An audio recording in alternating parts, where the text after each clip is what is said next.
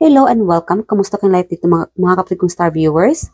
So, kamusta po kayo at ang inyong 2025? Happy New Year! Kamusta ang unang araw or first week of the year? I'm sure karamihan sa inyo dito ay hindi pa siguro natunawan or pagod na pagod pa ang peg. But then again, first year of the year, bawal ang tamad-tamaran. Kailangan talaga first week no of the year ay um, positibo no ang inyong mga palaisipan kasi ito ay para hahatak pa ang inyong energy for more positivity, and the rest of the year will be more positive, you know what I mean, kasi the more na um, pampaswerte ika nga no, kasi first week of the year, first beginning of the year, kailangan talaga ay positibo lang talagang mindset natin para buong taon ng 2025 ninyo ay maging perpekto at maganda ang hatak ng inyong financial, love, career, studies, and health, no, and beauty. So whatever it is, again, always positive, always think positive, at huwag kayong mawalan ng pag-asa, and do not let any of this heavy energy to get into you para masira ka, no? So kaya nyo to at labayan at paglabanan nyo itong mga toxic mindset or toxic energy, yung mga chismis ng iba, mga ganyan, huwag nyong hayaan na madrain ang energy ninyo, no? So first week of the year 2025, kailangan talaga positibo ang inyong palaisipan, itong mga dedication. Dapat dedication kayo sa inyong sarili, sa inyong career, success, something like that, always positive, no? So, again, I also have energy healing video. First time ko po ay gumawa ng video para sa energy healing. If you believe in God, if you believe in this ritual, pasensya na, but then again, wala namang mawawala sa inyo kung subukan ninyong panoorin itong energy healing. And again, as an advice guys, mga kapatid, if you feel drained or pampaswerte, siguro panoorin nyo itong bago kong video na energy healing and protection energy, no? So, but then again, palala, when you do this or watch this reading, energy healing, siguraduhin na nakatapat sa inyo yung cellphone ninyo, kasi hindi ko yata nasabi doon na itapat yung cellphone or gadgets ninyo sa harapan para mas makuha yung energy or para mas ma-bless yung energy ninyo or something like that, kasi yun ang lumalabas sa third eye ko na dapat nakatapat yung phone ninyo habang ako ay nag-energy healing doon sa video na iyon. So, yeah, subukan nyo po mga kapatid, baka yun ay magbibigay din sa inyo or may heal talaga. Kahit through online talaga, no, epektibo din kasi yung online energy healing. Kahit na malayo kayo, hindi nyo na kailangan pumunta pa sa mga healer personally or sa personal, ano. So maybe this energy healing on social media or energy healing on through online, it also help you, no, to release and heal your energetically. Kasi minsan talaga kahit sa by using your phone, nakukuha or nadidrain din ang energy ninyo sa paggamit ng mga gadgets ninyo, no? So depende sa pinapanood ninyo, or sometimes talaga ay may mga pinapanood din kayo na siguro movies or something na mga vlog, kahit na ganun lang, no, kahit simpleng panonood lang, nadidrain pa rin ang energy ninyo. So why not try to watch this energy healing ritual on online, kahit dito sa video kong ito or sa new energy healing video ko, no. Baka makakatulong din sa inyo yun, tanggal ng mga bad energy. So walang mawawala kung subukan ninyo iyon. It's a short meditation para sa inyo mga kapatid. So ang reading natin ngayon is, I'm getting the energy na habang nililinis ako dito sa table ko, someone is nagbibisi-bisihan, but then again, still thinking about you. Sino itong taong itong iniisip ka kahit na busy-busy ang peg niya? Alright? So, sino itong taong ito? Okay? The bottom of the deck is about love. Maybe this person about at the age of 45, 54, this person still holding your heart. Hindi pa this could be again, this could be a person, current person, past person, or future person. Maybe it could be your admirer, but then again, alamin natin at kilalanin natin kung sino itong tao na kahit na busy siya, ikaw pa rin ang lumalabas sa isipan niya. Alright? So, most likely talaga is love, love, love. Alright, Spirit Guardian Angel. Sino tong tao na hindi mawaring naiisip o naalala ang ating collective? Again, guys, paalala ko lang mga kapatid, this is collective. General reading, hindi po ito private reading, hindi po ito para sa isang tao lang.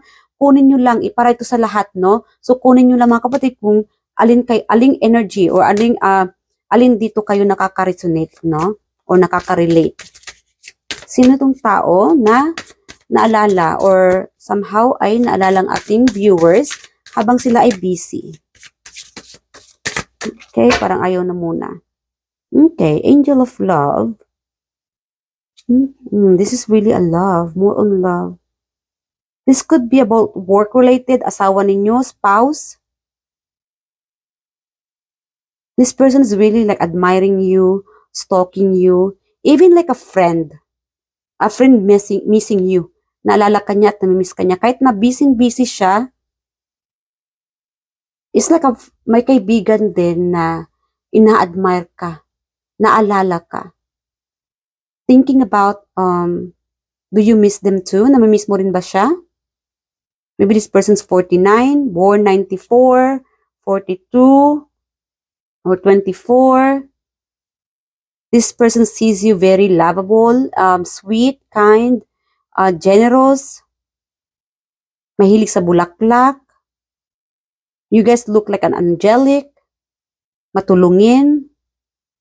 Ito yung mga katangian nyo na nagugustuhan ng person ninyo. Itong taong naalala ka or naiisip ka or somehow lumalabas ka sa isipan niya habang siya ay busy.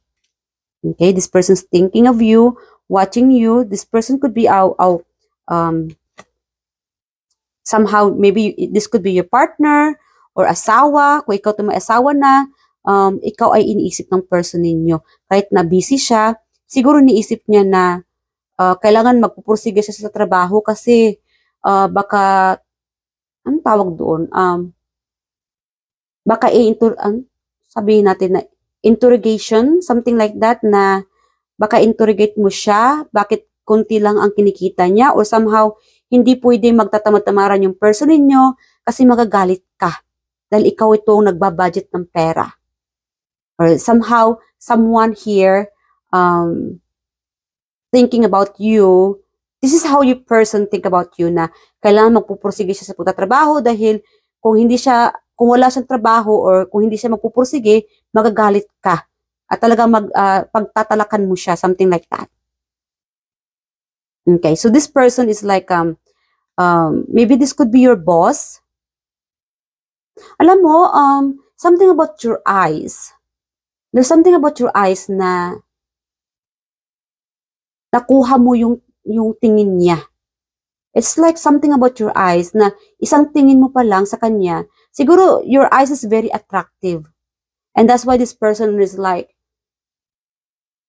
something about like thinking about you, your face, your reaction, lalo-lalo na kung ikaw ay nagger, laging galit, or something na this person can't do any stupidity or something a stupid thing, no? Hindi siya pwedeng gagawa ng mga tawag doon sa Tagalog,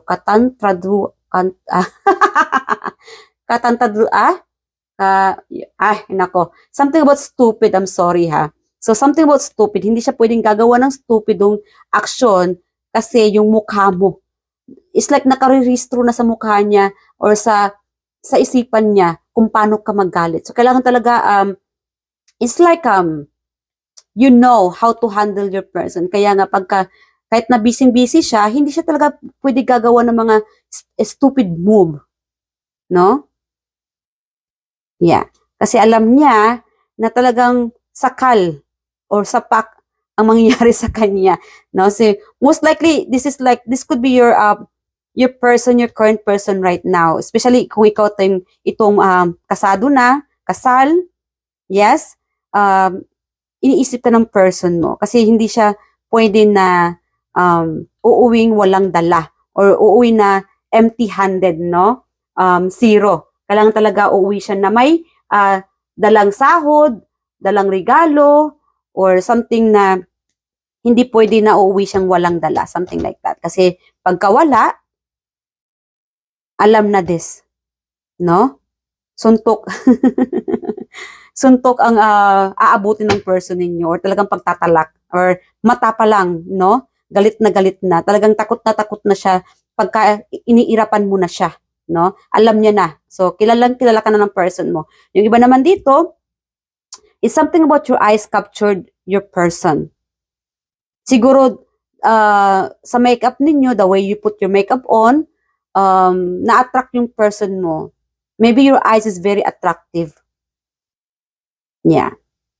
Okay. Maybe you guys look good, gorgeous. You could be like financially abundant. Yung iba sa inyo dito, you could be like a boss or maganda siguro kayo manamit, very sexy, fashionista or elegant. You look like an angel, generous, very kind. Yeah, you guys really have this big heart. Madali kayong naaawa and yeah, you guys like you don't mind helping the others. Patulungin kayo. And that's why this person thinking about you, how it's like nakikita ka sa nila yung pagiging mabuti mong tao. Alright? And I'm also getting like this person is thinking of you kahit na busy siya, maybe because you are watching this person as well. Kasi meron ditong ini-spy mo rin siguro tong taong ito. Ini-spy mo siya, it's like energetically nakukuha ng person mo yung energy mo. Okay? So we say, iniisip mo siya, and then nakukuha ito ng person mo na somehow kahit busy siya, bigla kanyang naalala. This could be your ex, or somehow may gusto ka sa taong ito. Kasi meron itong distance. May distance sa inyong dalawa dito. Wala siguro kayong communication, yung iba dito, or siguro it's just like LDR, no? And I'm also getting like this person is masking.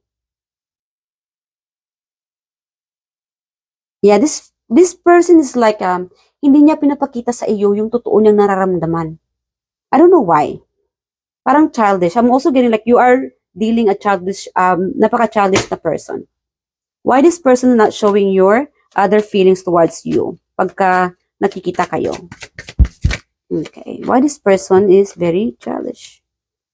Maybe there is like a third party. Siguro committed itong taong ito. So, hindi siya pwede na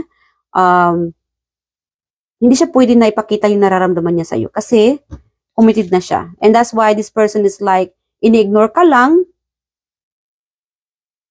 Okay? Siguro may mga anak na siya, 2 anak. Maybe this person have a beautiful life. Siguro, like again, ina-admire mo siguro siya. Or maybe this could be your ex na married na or may anak na or committed na sa iba. And I'm also getting like, maybe this person is like a boss or popular. Siguro itong taong ito ay popular, ano? Maraming nag-a-admire sa kanya, maraming nagkakagusto sa kanya, habulin. And I'm also getting like, again, kahit na may distance sa inyo, this person's also still thinking about you. This could be your past person or ex. Or, this could be like an LDR. But then again, guys, kunin nyo lang kung saan ka nakakasunit dahil marami akong energy na kukuha dito. You could be dealing with a fire sign. Very attractive. Marami siyang mga sikat. Siguro marami nakakagusto sa kanya o kilalang kilala. Sabihin natin na kilala sa trabaho or sa social media or sa kapitbahay. Something like that na kilalang kilala ng mga tao ang person ninyo. The person that you are dealing right now. This person is very well known and attractive. Marami nagkakagusto sa kanya. Yeah. Okay. And again, and that's why this person not showing you their feelings or how this person sees about you, hindi siya totoo sa kanyang pinapakita niya sa iyo, no? It's like masking.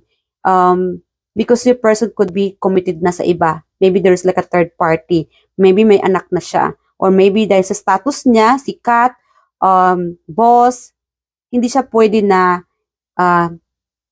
lantaran yung feelings niya towards you. Okay. Hold on.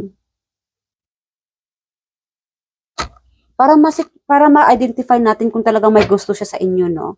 Kasi mixed energy tayo dito.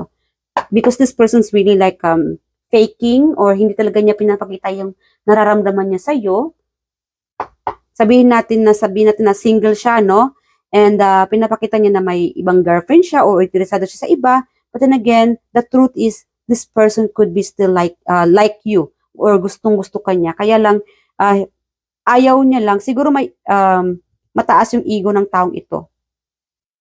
Siguro na-busted mo na siya or nasaktan mo siya noon and pinapakita niya na hindi ka kawalan. But then again, this person is like still holding on their feelings or love, no? Siguro this could be like matagal na, meron ako nakukuha dito matagal na. Matagal na siguro kayong mag-love birds or ex mo na siguro ito. But then again, kasi meron itong matagal na. Kahit na matagal na or dekada na bang nangyayari sa inyong dalawa, but then again, kahit ilang taon pang nakalipas, this person still holding on that feelings. Meron pa rin siya nararamdaman sa inyo. Kahit na may third party na or committed na itong person na ito, your person still thinking about you. Kahit na may iba mang nakakagusto sa iyo o nakakagusto sa kanya, it's just that marami talaga meron kasi ito maraming sagabal. Maraming mga challenges sa sitwasyon ninyong dalawa. Or about this person. That's why this person can't show or express their feelings toward you because something about this person na may bawal. Sa status niya, boss, amo, bawal siguro sa trabaho or siguro married na siya or siguro sa mga anak niya, siguro pinagbabawalan siya ng mga anak niya. Okay. Or talagang sikat. Maybe you are dealing with a person na sikat kaya hindi siya pwede na makipaghalubilo sa iyo or to talk to you or approach you. Kasi meron itong bawal. Very complicated. Okay. Alright, spirit angels. Is this person truly likes or love ang ating viewers dito? About this 5. Okay. Mahal na bahal ba talaga niya? Ang ating mga collective. Okay, we have here no. Siguro nag-end ito. Siguro pinakawalan mo siya noon pa. Kasi meron ditong nag-end. It's like an ending, defeat. Siguro tinanggal mo na siya sa buhay mo. Kasi meron itong nagpipretend. This person is pretending na happy na siya, na wala na siyang nararamdaman sa'yo, na nilet go ka na niya, pinakawalan ka na niya. Even so, your person still thinking about you. Kahit naman nag-end na sa inyo. Siguro iniwan mo siya dahil ng babae o ng lalaki o nag-cheat or something na may ginawang hindi maganda or whatever it is na misunderstanding kasi meron itong nag-i-end. But then again, kahit ilang taon, weeks, months, dekada, this person somehow ay naalala ka niya. Kahit na busy siya sa ginagawa niya, lumalabas ka sa isipan niya at naalala ka niya. Alright? How this person currently feel about you, mga collective? How this person currently feel about you right now? Okay.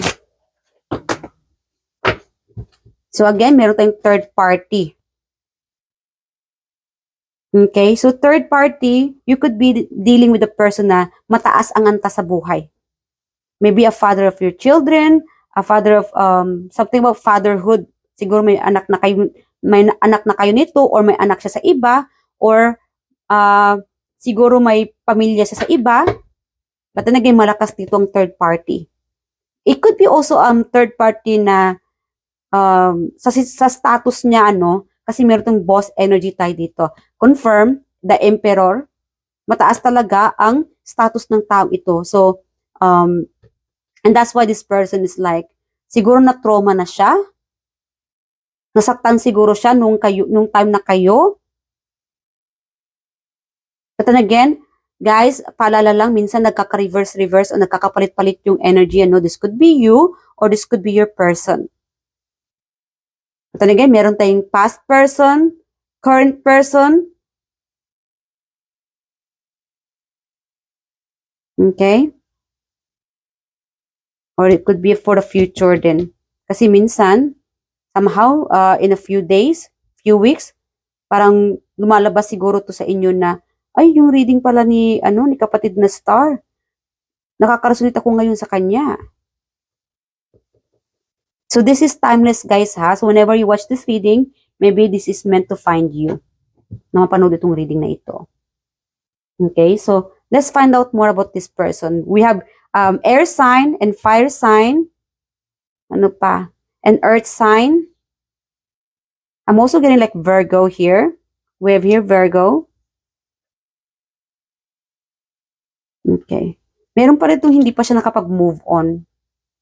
Meron din hindi pa nakapag-move on, no, sa mga ex dyan or LDR. Or meron din naman dito na, again, mixed energy kasi tayo dito. Meron itong lapitin.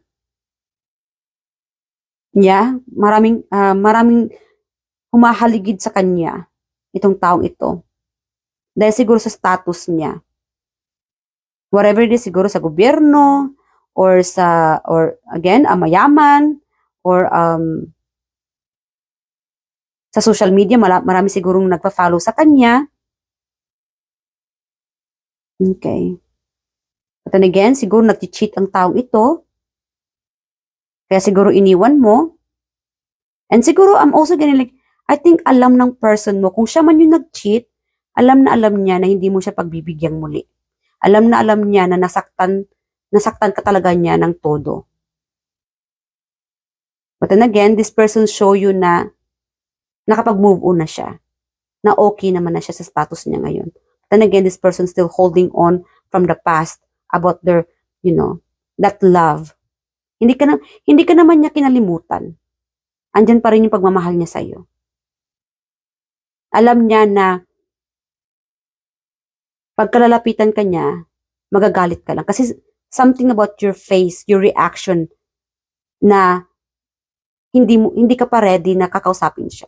Kasi meron itong, takot siguro siya something about confrontation. I'm sorry, guys, ha. Yeah, there's something about confrontation na takot siya na kausapin ka muli or magkita kayong muli. Kasi baka biglang babalik na naman yung mga nakaraang hindi maganda. Something about the heartaches. And that's why you are protecting yourself from this person could be. Kasi nagkaroon ka rin ng trauma. But then again, kung ikaw tong single na, or this could be the you na nakapag-move on na sa person, itong past person ninyo, you don't want this person to get back to you. Ayaw mo siyang bumalik muli sa buhay mo.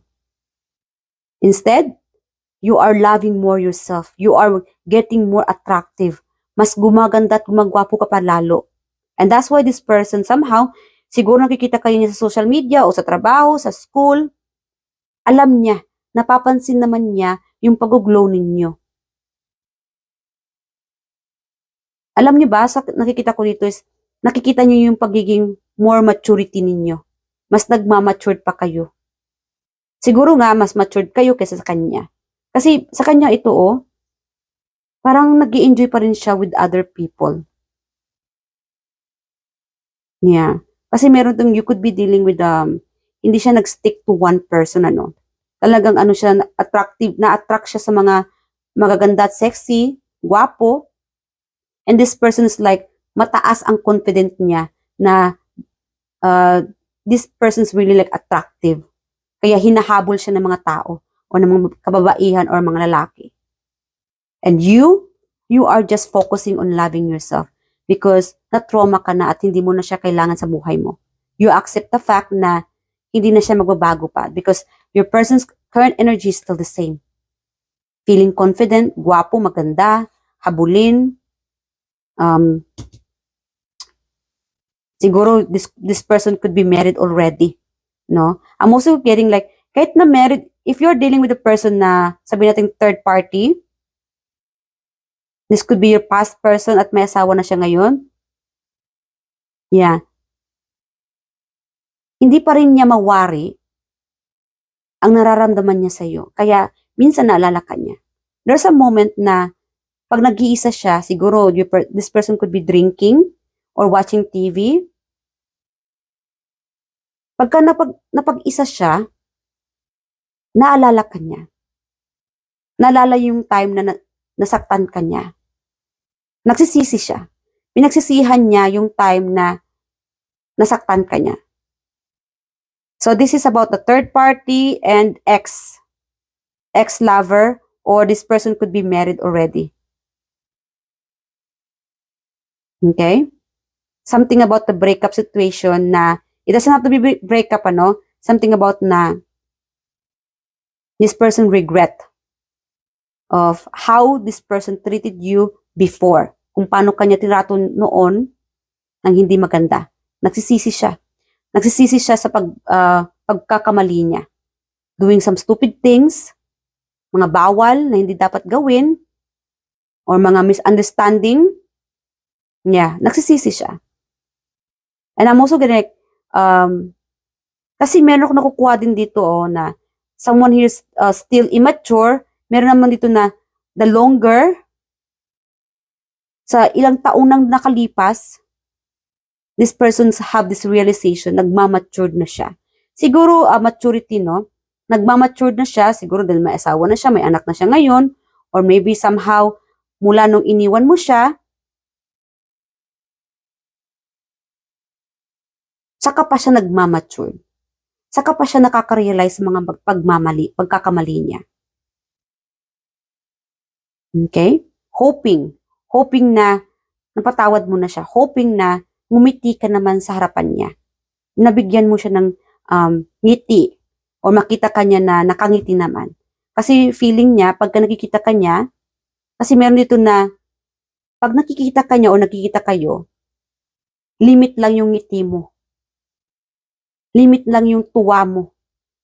Siguro, most likely, lately, pag nakikita ka niya, laging yung itsura mo na napaka misteryoso or stricto or stricta. Or napaka-strict, no? Parang bad mood palagi. Or nakayamot, something like that. Dahil siguro nga na hindi mo siya gusto, kasi meron din dito itong tao na, again, my ex, and meron ding admirer, or somehow hindi mo siya gusto. Okay. Alright, Spirit Guardians, kunin pa natin itong taong ito, nakadil ng ating collective. So, we have here, para mas ma-confirm natin yung person ninyo na naalala kayo habang siya ay busy. May pagka-chismoso, chismosa, makulit, medyo madungisin, materialistic, relative. So, siguro kapamilya nyo rin ito. I'm also getting like, maybe your relatives know this person. But again, you could be dealing with your relatives, thinking about you, kahit na busy siya. Naalala ka niya, no, ng kapamilya ninyo. Siguro this person wants to know about chismis. Siguro close kayo ng person ito, and sabihin natin na pinsan mong babae, kapatid babae, someone na close kayo at you guys can share stories, siguro mga chismis, ganito ganyan, and nagkakaintindihan kayo. And that's why this person na kahit na busy siya, still thinking about you, kung may time ka pa ba sa kanya, na miss mo siya, or know that siguro marami siyang gustong sabihin sa iyo, and siguro wala kayong communication ng relatives ninyo. But then again, even if your relatives are busy, still thinking about you, na miss kanya at nalala kanya. Alright, so Scorpio, you could be dealing with your Scorpio. Again, this is fire sign and star seeds. Again, maybe this person is like mahilig siya sa mga Star Wars or mga galactic, something like that, star seeds. Letter G, maybe this person have letter G on their initials. And number 9, maybe number 9, September, or on the 9th, something about the 9th, no? Lalaki, maybe, I'm also gonna like, maybe this person could be, yung edad niya, siguro may 9 sa edad niya. Siguro September din siya, no? Or something sa year, something about 19 something. Meron tayong lalaki, may katangkaran, letter T, maybe this person have letter T or letter P, Papa P, Piolo, charot. Malay nyo, artist, kasi meron tayo ditong creative or artist, ano? Maybe you could be dealing with a artista, no? So, natural din talaga sa mga artista na hindi nila pinapakita or hindi nila nilalabas sa social media kung sino itong minamahal nila, or kasi baka magkakagulo yung mga fans nila. So again, intindihin na lang natin. Again, baka ikaw itong may kadil na artista or a business owner or a boss. Something about sa status nila, hindi sila pwede na i-reveal, ipakita yung nararamdaman nila sa iyo kasi may bawal or dapat limit lang, no? So, you could be dealing with a person na start with letter T or P or around 20s, yung iba dito. And meron naman dito na you could be dealing with a person na matalino, mahilig kumanta, mahilig sa bata, long lashes, madiskarte. And again, this could be your person na kapartner ninyo na kailangan dumidiskarte siya kasi kung uuwi siyang walang laman yung wallet niya o bulsa niya, alam niya na tutugisin mo siya or raratatan mo siya pag uwi ng bahay. So, kailangan talaga maging madiskarte ang person ninyo. And thinking about you na kahit nasa trabaho siya, excited siya na makauwi ng bahay na may dala or may pasalubong galing trabaho. Something like that. Negosyante and estudyante. So, confirm, this could be like your classmate, kaklase, or sa schoolmate, no? Sa school, around 20s. And meron naman tayong networking, an artist, manggagamot. But then again, your person is thinking about you. Maybe, the more your person think about you, ikaw itong tao na napapagamot mo ang kanyang emosyon, ang kanyang energy. Something about you na nawawala yung pagod niya. And that's why this person is like, kahit anong busy niya sa trabaho or whatever your person do, pagka naalala ka lang niya or niisip ka niya, nawawala o natatanggal mo ang kanyang pagod. Because you are like, ikaw ang gamot, no? Ikaw ang gamot niya to release all this tiredness, itong pagod. Yeah, something about you that you can heal them. Kahit na simple lang, no, na pagka iniisip ka lang niya, nawawala na yung pagod niya. Something about you that you can heal them. No, you are like ikaw yung gamot niya para mawala yung pagod at sakit or puot, something like that, or bad day. Yeah. So we have here beauty enhancement. Napapansin ng person ninyo na nag-glow ka or something about you na ibang-iba yung looks mo kesa noon. O siguro napapaisip siya sa'yo na anong sekreto mo or ano bang ginagawa mo at bakit may pinagbago or nagbago yung looks mo. No? Siguro more on maturity ka na. Or siguro dahil mas nag-glow ka. It's because you are loving yourself. You are, siguro ikaw itong naging materialistic, mahilig sa mga damit, or mahilig sa kung anong bago or anong in ngayon, yun din ang binibili mo. But then again, you are just loving yourself. You are focusing on loving yourself and yun lang talaga, no, love yourself. Talagang self-care ang ginagawa mo sa buhay ngayon. Hindi yung itong mga negative or itong mga pasakit. So, maybe you could be dealing with somebody na may tattoo or very creative. Maybe this person is very creative, very talented. So, hanggang dito na lang mga kapatid. Sana ay nag-enjoy ka sa reading na ito. And this is about the person na naiisip ka or naalala ka even na itong taong ito ay busy ang peg. Alright, so I love you guys and I hope to see you guys in the next reading. And please leave your comment below what you think about this reading. And I love to read all of your comment down below in this reading. And pasensya na kung hindi ko man kayo na nare-respond. But then again, mahal na mahal ko kayo at mag-ingat po kayo palagi. I love you guys and I hope to see you guys in the next reading. Bye.